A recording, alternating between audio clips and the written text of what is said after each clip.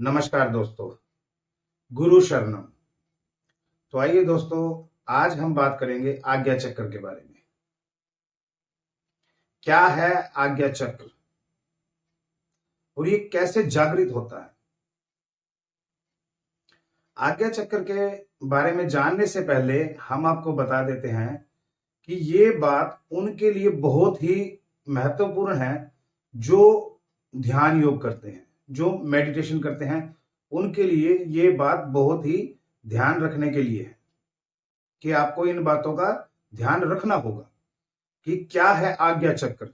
आज्ञा चक्र मीन्स यानी उसका मतलब क्या है? आज्ञा चक्र का जो मतलब है वो है ईश्वर। जब हम ध्यान करते हैं तो हमें सिखाया जाता है कि हमें ईश्वर का ध्यान करना है, हमें ईश्वर का ध्यान करना है, यानी मेडिटेशन।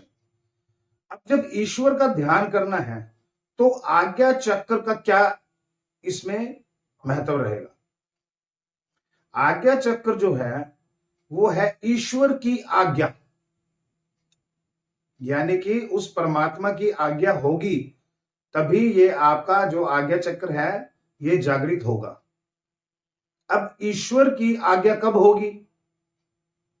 कुछ लोग जो आजकल मेडिटेशन क्लासेस जो है उनको ज्वाइन कर रहे हैं सिर्फ एक ध्यान योग के लिए, मेडिटेशन के लिए, लेकिन उनसे भी पहले बहुत से ऐसे नियम हैं जो हमें आज्ञा चक्र के लिए ध्यान रखने पड़ते हैं।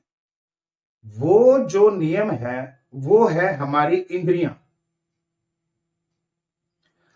अगर हम डायरेक्ट मेडिटेशन क्लास ज्वाइन कर रहे हैं, हमें डायरेक्ट वहां पे मेडिटेशन सिखाया जाए तो हमारा जो ध्यान है वो कभी भी कामयाब नहीं होगा। हम उस ओर कभी नहीं जा पाएंगे जिस तरफ हमें जाना चाहिए या जिसके लिए हम मेडिटेशन कर रहे हैं। अब आज्ञा चक्र का तो मतलब हमारे गुरु ने तो यही सिखाया कि आज्ञा का चक्र का जो मतलब है वो यही है कि उस ईश्वर के घर की आज्ञा होनी चाहिए आपको, कि आप उसके नजदीक जाने के लिए, अगर आप ईश्वर के नजदीक जाने के लिए तैयार हो रहे हो या उनके नजदीक जा रहे हो तो क्या ईश्वर की आज्ञा है?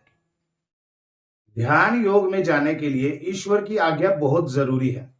ईश्वर की आज्ञा जो है वो आपको डायरेक्ट नहीं मिल पाएगी। ईश्वर की जो आज्ञा है वो आपके टीचर यानी आपके गुरु, मुर्शिद, उनके पास उनका जो एक मैसेज है वो आएगा, फिर वो आपको जो है वो ध्यान योग मेडिटेशन करना के बारे में आपको बताएंगे कि ईश्वर की आज्ञा हो चुकी है कि अब आप उनके लिए ध्यान करो। जब ईश्वर की आज्ञा होगी तभी आप उनके नजदीक जा सकते हो। बिना ईश्वर की आज्ञा के बिना आप उनके नजदीक जा नहीं सकते। आज्ञा चक्र का जो मतलब है वो यही है कि ईश्वर की आज्ञा होनी जरूरी है। ईश्वर की आज्ञा जो है वो होनी बहुत जरूरी है, लेकिन उसको उसकी जो आज्ञा है ईश्वर की, वो आप तक उसका मैसेज कौन पहुंचाएगा? वो आपके काम करेंगे आपके गुरु, आपके टीचर, आपके मुर्शिद। कि रब का फरमान आ चुका है कि अब आप उनके लिए ध्यान करें। अब आज्ञा चक्र जो है, अब सभी लोग बहुत ही, हमने देखा है कि बहुत से ऐसे लोग हैं जो मेडिटेशन करते हैं बिना गुरु की आज्ञा के, यानी रब की अभी आज्ञा है नहीं कि आप उनके नजदीक आ सको, लेकिन आप मेडिटेशन कर रहे हो। इससे क्या होता है? इसके आपके सर में दर्द, बेचैनी, नींद ना आना, ये आपके साथ परिस्थितियां होती हैं। ये बिना आज्ञा के कारण जो है ये परिस्थितियां आप तक पहुंचती हैं, ये बिना आज्ञा के कारण। भैया आपकी आज्ञा नहीं है फिर भी आप ये काम कर रहे हो। अब हम आपको बताते हैं कि आज्ञा चक्र जो है, चलो मान लिया कि आप मेडिटेशन कर रहे हो, आप ईश्वर से जुड़ना चाहते हो, लेकिन आज्ञा चक्र कैसे पार करोगे? 3 आज्ञा चक्र हैं, 3।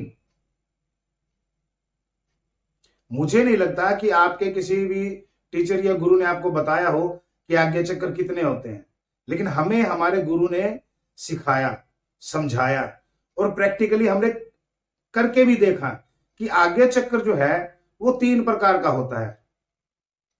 एक एक्टिवेट होने पे फिर दूसरे को एक्टिवेट करना, फिर तीसरे को करना, फिर जाके उस हम रब के नजदीक पहुंच सकते हैं। और रब की भी कुछ पॉलिसियां हैं उसके नजदीक उससे दोस्ती करने की। एरो गैरो से वो दोस्ती नहीं करता, वो उन्हीं से दोस्ती करेगा जो इन पड़ाव को पार करके उसके पास पहुंच जाएगा। अब कई लोग ये कहते हैं कि रब इंसान के साथ ऐसा कैसे कर सकता है।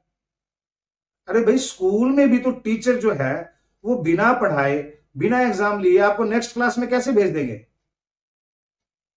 जब हमारी दुनिया में ये काम हो रहा है तो रब की भी कुछ कंडीशनें हैं, कुछ पॉलिसियां हैं कि आपको परीक्षाएं देनी होंगी, आपको मेहनत करनी होगी, तभी आप उनके जो है वो नजदीक जा सकोगे।